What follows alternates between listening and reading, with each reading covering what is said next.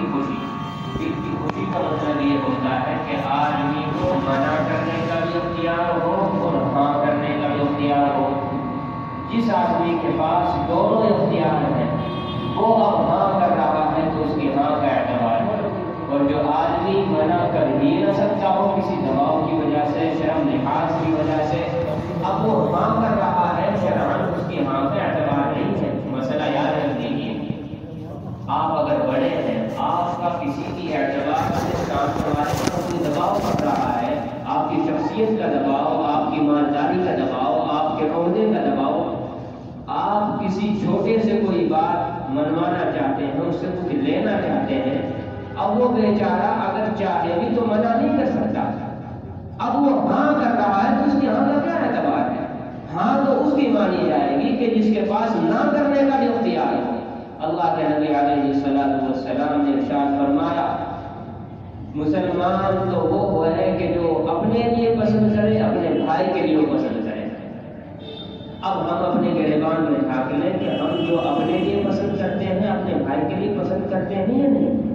اگر کرتے ہیں تو یہ بہت اچھی بات ہے, اور اگر نہیں کرتے اور واقعتاً اکثریت ایسے لوگوں کی ہے تو پھر جو حالات ہیں وہ تو ہیں, اس سے بدتر حالات آنے والے ہیں.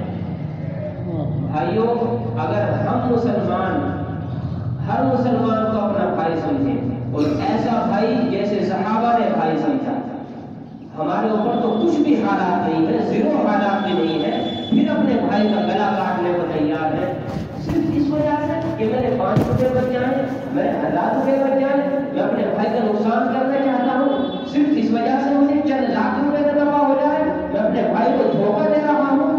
صحابہ کرام کی مثال دیکھیں, ادھر موت کا وقت قریب ہے اور پیاس کیسی موت کے وقت لگتی ہے اس کا اندازہ بس اسی وقت ہوگا جب آدمی کے اوپر یہ وقت گزرے گا. اللہ ہم سب کے حفاظت فرمائے. پیاس کی شدت ہے, موت کا وقت ہے, شہادت کا وقت قریب ہے اور پانی بھی آ گیا ہے, لیکن جب برابر سے بھائی کے سسکنے کی آواز آتی ہے تو برابر میں اشارہ کر دیتے ہیں, پانی نہیں پیتے. مشہور واقعہ ہے, صحابہ کرام نے جیسے بھائی کو بھائی سمجھا, پھر جب آگے پانی جاتا ہے ان کو بھی برابر سے آواز آتی ہے, وہ بھی نہیں پیتے اور آگے اشارہ کر دیتے ہیں. وہاں تک پہنچتا ہے تو شہید ہو چکے ہوتے ہیں, واپس دوسرے کے پاس لایا جاتا ہے وہ بھی شہید, واپس تیسرے سے پہلے کے پاس لایا جاتا ہے وہ بھی شہید ہو جاتے ہیں. کیا ان کے دل نہیں تھے؟ قرآن کریم نے ان کی صفت بیان فرمائی, وَيُؤْثِرُونَ عَلَىٰ أَنفُسِهِمْ وَلَوْ كَانَ بِهِمْ خَصَاصَةٌ, کہ وہ اپنے اوپر دوسروں کو ترجیح دیتے تھے. میرا پیٹ بھرے نہ بھرے, میرے بھائی کا پیٹ بھر جائے, اور اب کیا ہے, میرا پیٹ بھر جائے اور بچہ وہ بھی میرے پاس رہے اور میرا بھائی بھوکا مر جائے. ہمارا یہ حال ہے. اور صحابہ وَلَوْ كَانَ بِهِمْ خَصَاصَةٌ, چاہے ان کے اوپر کیسے بھی حالات ہو اپنے بھائی کو ترجیح دے رہے تھے, کیسی پریشانی کا وقت گزر رہا ہو. تو بھائیوں, ہم اپنے تمام دنیا میں بسنے والے ایک ایک فرد مسلم کو اگر ایسا اپنا بھائی سمجھیں گے جیسے صحابہ نے اپنا بھائی سمجھا تھا, تو پھر انشاءاللہ یہ حالات منٹوں میں حل ہو سکتے ہیں. یہ دنیا کفر ہے کیا چیز؟ اللہ رب العزت کی طاقت و قوت کے سامنے, اس کی حکومت اور بادشاہت کے سامنے یہ ساری دنیا کفر اور یہ عالمی قوت کوئی حیثیت نہیں رکھتی, پر مچھر کے پر کے برابر بھی ان کی حیثیت نہیں ہے. لیکن بھائیوں, جب اللہ رب العزت سے ہمارا تعلق ٹھیک نہیں, جب میں اپنے پڑوسی کا حق ادا کرنے کو تیار نہیں, جب میں کسی مسلمان سے غیر سے معاملہ کرتا ہوں تو میں اس میں اسلامی قانون کو سامنے نہیں رکھتا بلکہ اپنی خواہش کو سامنے رکھتا ہوں, تو پھر حالات تو نہیں بھی آنے ہونے تو آ جائیں گے, کیونکہ یہ اس مالک کی بنائی ہوئی کائنات ہے. یہاں بس ایسے ہی نہیں چل رہا یہ نظام, اللہ رب العزت کے ارادے اور منشا اور مشیت کے مطابق چل رہا ہے. وہ جیسے چاہتا ہے فعال لما یرید, وہ جو چاہتا ہے وہ کر دیتا ہے, اور وہ ہو نہیں رہا تو سمجھ لیجیے کہ وہ چاہ نہیں رہا ہے, اور چاہ کیوں نہیں رہا ہے, اس لیے کہ ہم نہیں چاہ رہے ہیں. ان اللہ لا یغیر ما بقوم حتی یغیروا ما بانفسهم, اللہ اس قوم کے حالات نہیں بدلتے کہ جو اپنے حالات بدلنے کے لیے خود نہیں چاہتا ہو. اقبال نے اسی کو کہا ہے, کسی اور شاعر نے, غالباً اقبال نے, کہ خدا نے آج تک اس قوم کی حالت نہیں بدلی, نہ ہو جس کو خیال خود اپنی حالت بدلنے کا. بھائیوں, بس چند منٹوں میں ایک بات اور عرض کر دوں. جب یہ مسئلہ سمجھ میں آ گیا کہ پوری دنیا میں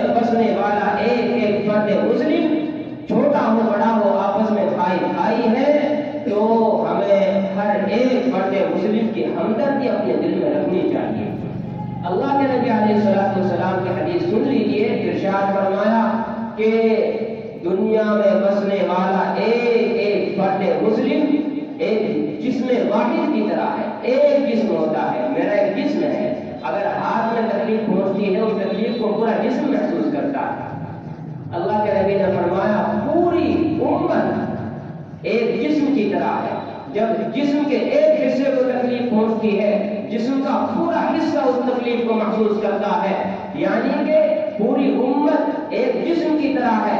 अगर उम्मत के एक फर्द को तकलीफ पहुंचती है तो पूरी उम्मत को उस तकलीफ को महसूस करना चाहिए। यह हमारा दीनी और शरीय फरीज़ा है और उस तकलीफ को दूर करने के जैसे भी आदमी जितने भी तदबीरें और तरीके इख्तियार कर सकता है उन तदबीरों के इख्तियार करें। सबसे पहला तरीका तो यह है कि हम उनके लिए दिल में जज्बा मोहब्बत, जज्बा उखुवत, जज्बा हमदर्दी बढ़कर उनके लिए दिल से दुआएं करें और जुबान से दुआ करने के साथ साथ अपने अमल से भी ये साबित करें कि भाइयों हम आपके साथ हैं। ठीक है हम आपकी मदद नहीं कर सकते मगर हम आपके साथ हैं। अल्लाह रब्बुल इज्जत ने चाहा तो हम आपकी हर तरह से मदद करने को तैयार हैं। अब एक बात बताइए, इधर तो हम जज्बा मोहब्बत और उनके लिए दुआएं कर रहे हैं और इधर कहीं किसी के साथ मामला किया तो फौरन हमने उसके साथ जुल्म किया, धोखा दिया, तो हमारा अमल बता रहा है कि हम किसी मुसलमान के साथ हमदर्दी हम कर रहे हैं। दो आदमी परेशानी के वक्त में हो और तीसरा आदमी उनके साथ उनके पास चला जाए उनकी मुसीबत को दूर करने, तो क्या वो किसी आदमी के साथ धोखा करेगा ऐसे वक्त में? बिल्कुल नहीं करेगा। उसको तो पड़ी है अपने भाई को बचाने की। तो भाइयों हम उनके भाई हैं, हम उनके भाई हैं जिनके ऊपर आज का ताबूत कुफ्र के इमाम जो सरखाना बने हुए हैं वो जुल्म और सितम के पहाड़ तोड़ रहे हैं और बनते हैं वो ठेकेदार इंसानियत के हुकूक दिलाने के, वो बनते हैं ठेकेदार जानवरों के हुकूक दिलाने के और उनको कटते फिरते मासूम बच्चे नजर नहीं आ रहे हैं। तो भाइयों ये कुफ्र के इमाम अल्लाह ने हमारे ऊपर हमारी बदअमली की वजह से मुसल्लत की है और कुर्बानियां हमारे उन भाइयों को देनी पड़ रही है। तो हम आज़म करें कि हम इंशाअल्लाह पक्के मुसलमान बनेंगे और कम से कम दर्जा ये है कि हम हर किस्म का गुनाह इंशाअल्लाह छोड़ देंगे। माल कमाइए, हलाल तरीके से कमाइए।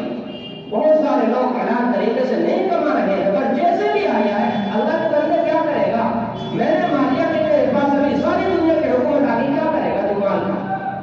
अरे जरूरत के लिए है, आज अगर मेरी मौत आ जाए 1 रुपया साथ नहीं ले जा सकता।